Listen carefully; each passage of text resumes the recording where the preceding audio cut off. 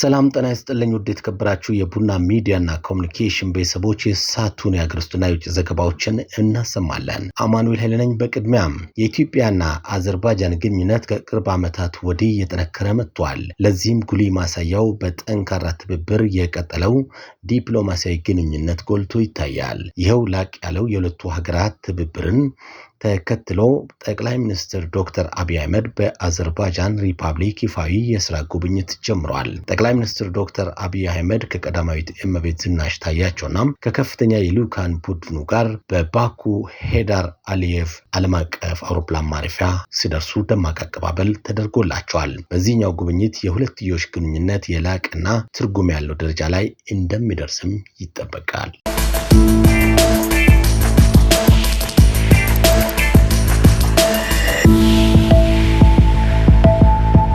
እስራኤል የአባት ሀገር ስትሆን ህንድ ደግሞ የእናት ሀገር ናት ሲሉ ጠቅላይ ሚኒስትሩ ናሬንድራ ሞዲ ገለጹ። የህንዱ ጠቅላይ ሚኒስትር በእስራኤል ፓርላማ ተገኝተው ባደረጉት ንግግር በሁለቱ ሀገራት መካከል ያለውን ጥልቅ ግንኙነት የሚገልጽ ልዩ አስተያየት ሰጥተዋል። ጠቅላይ ሚኒስትሩ በንግግራቸው ወቅት እስራኤል የአባት ሀገር ስትሆን ህንድ ደግሞ የእናት ሀገር ናት ሲሉ ገልጸዋል። ይህ ንግግር በሁለቱ ሀገራት መካከል ያለውን ታሪካዊ፣ ባህላዊና ስትራቴጂካዊ ትስስር ይበልጥ የሚያጠናክር መሆኑ ተመልክቷል።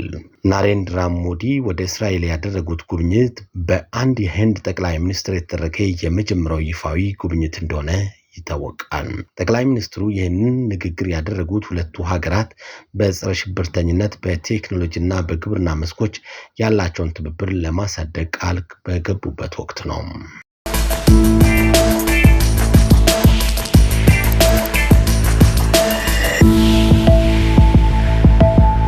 የቀድሞ የአሜሪካ የውጭ ጉዳይ ሚኒስትርና የፕሬዝዳንቱ እጩ ሂላሪ ክሊንተን ከሟች የወሲብ ወንጀለኛ ጄፍሪ ኤፕስታይን ጋር የተያዙ ጉዳዮችን በሚመረምረው የአሜሪካ የተወካዮች ምክር ቤት የክትትል ኮሚቴ ፊት ቀርበው ቃል መስጠት ጀምረዋል። ሂላሪ ክሊንተን እና ባለቤታቸው የቀድሞ ፕሬዝዳንት ቢል ክሊንተን ለረጅም ጊዜ ለምርመራ ጥሪ እውቅና ለመስጠት ፈቃደኛ ሳይሆኑ የቆዩ ቢሆንም በመጨረሻም በምክር ቤቱ ላይ ልነሳባቸው የሚችለውን የህግ ተጠያቂነት ለማስቀረት ቃል ለመስጠት ተስማምተዋል። ሂላሪ ክሊንተን ከኤፕስታይን ጋር ተገናኝቶ ወይም ተነጋግሮ እንደማያውቁ በተደጋጋሚ የገለጹ ሲሆን ባለቤታቸው ቢል ክሊንተን ግን ከኤፕስታይን ጋር የነበራቸው ግንኙነት ከ20 ዓመታት በፊት የተቋረጠ መሆኑና ስለ ኤፕስታይን ወንጀሎች ምንም አይነት ዕውቀት እንደሌላቸው አስታውቋል። ይሁን እንጂ ሂላሪ ክሊንተን ከኤፕስታይን ረዳት ከነበረችውና በወንጀል ከተፈረደባት ጊስለን ማክስዌሊ ጋር ጥቂት ጊዜያት መገናኘታቸውን አምነዋል። ማክስዌሊ እንደ አውሮፓውያን አቆጣጠር በ2010 በኒውዮርክ በተከናወነው የልጃቸው ቼልሲ ክሊንተን የሰርግ ስነስርዓት ላይ መገኘታቸው ይታወሳል። ክሊንተኖች ይህ የምርመራ ሂደት በሪፐብሊካኖች የሚመራ የፖለቲካ ሴራ ነው በሚል ሲቃወሙ የቆዩ ሲሆን ሂላሪ ክሊንተን ባለፈው ሳምንት ለቢቢሲ በሰጡት ቃለ ምልልስ የምርመራው ዓላማ የዶናልድ ትራምፕ ከኤፕስታይን ጋር የነበረውን ግንኙነት ለመሸፈንና ትኩረት ለማስለወጥ የታለመ መሆኑን ገልጿል። ሆኖም የምንደብቀው ነገር የለም፣ ብርሃን ከሁሉ የተሻለ መከላከያ ነው በማለት ፋይሎቹ ሙሉ በሙሉ ለህዝብ ይፋ እንዲሆኑ መጠየቃቸውን አስረድቷል። ምንም እንኳን ቢል ክሊንተን በቅርቡ በፍትህ ሚኒስቴር ይፋ በተደረጉ የኤፕስታይን ፋይሎች ውስጥ ስማቸው ቢጠቀስም ይህም መሆኑ ብቻ ምንም አይነት የወንጀል ተሳትፎ እንዳላቸው እንደማያመላክት ገልጿል። ቢል ክሊንተንም በበኩላቸው ቃል ይሰጣሉ ተብሎም ይጠበቃል። ሁለቱም ጥንዶች ምስክርነታቸውን በሚዲያ እንዳይዛባና ግልጸኝነት እንዲኖረው ሲሉ ቃላቸውን በይፋ ለህዝብ እንዲሰጡ ጠይቀዋል። የኮሚቴው ሰብሳቢ ጄምስ ከመር ጥሪው ከህግ በላይ ማንም የለም የሚለውን መሪ ለማሳየት የተደረገ የሁለቱንም ፓርቲዎች ስምምነት ያካተተ እርምጃ መሆኑን ገልጸዋል።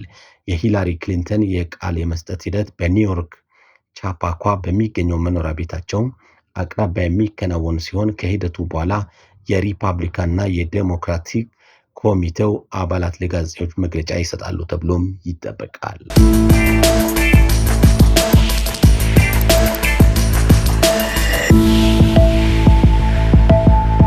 የኢራኑ የውጭ ጉዳይ ሚኒስትር ሰይድ አባስ ፕሬዝዳንት ዶናልድ ትራምፕ የሐሰት ዜና ሰለባ የሆኑ መጥተዋል ሲሉ ገለጹም። ፕሬዝዳንት ዶናልድ ትራምፕ ቴህራን አሜሪካ የሚደርስ ሚሳኤሎች እየገነባች ነው ማለታቸውን ተከትለው ነው አራጊቺ ትችት የተሰነዘሩት። የኢራን ሚሳኤሎች በተፈጥሯቸው የመከላከል አቅም ያላቸው ናቸው በሚል ሐሳብም ሰጥተዋል። ኢራን አሜሪካ የሚደርስ ሚሳኤሎች አልገነባችም ያሉት አባስ የቴህራን ኃይሎች አሜሪካ እንዳይደርስ ያደረጉት ሆነ ብሎ ነው በሚል አረጋግጠዋል። በኢራን የሚሰሩ ሚሳኤሎች ከ2000 ኪሎ ሜትሮች እንዳይሻገሩ አድርገናል። ትራምፕ ግን አሳሳች ዜና ውስጥ ገብቷል በሚልም ወቅሰዋል። እኛ የምንፈልገው ራሳችንን ለመከላከል እንጂ ተሻግረን ለመምታት አይደለም የሚል መረጃ አጋርቷል።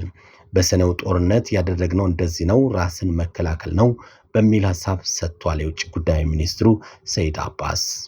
ዋሽንግተንና ቴህራን በጄኔቫ ስዊዘርላንድ በአሁኑ ሰዓት ድርድር በማድረግ ላይ እንደሚገኙ የአልጀዚራ ዘገባ ያስረዳል።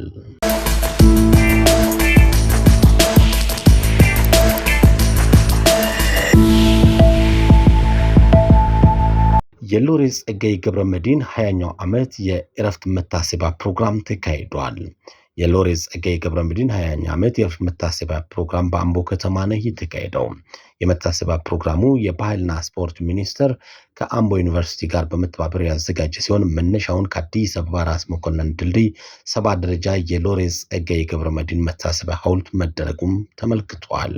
የባህልና ስፖርት ሚኒስትር ዴኤታ ነቢዩ ባየው በዚህ ወቅት እንዳሉት በቀጣይ ከዚህ የተሻለ ሎሬቱን የሚያስታውሱ ስራዎች ይሰራሉ። ሎሬት ጸጋዬ ገብረመድህን በሕይወት ካጣነው 20 ዓመታት ቢቆጠሩም ለኢትዮጵያ የኪነ ጥበብ ዘርፍ ያደረገው አስተዋጽኦ ዛሬም ሕያው ያደርገዋል ሲሉም ገልጸዋል።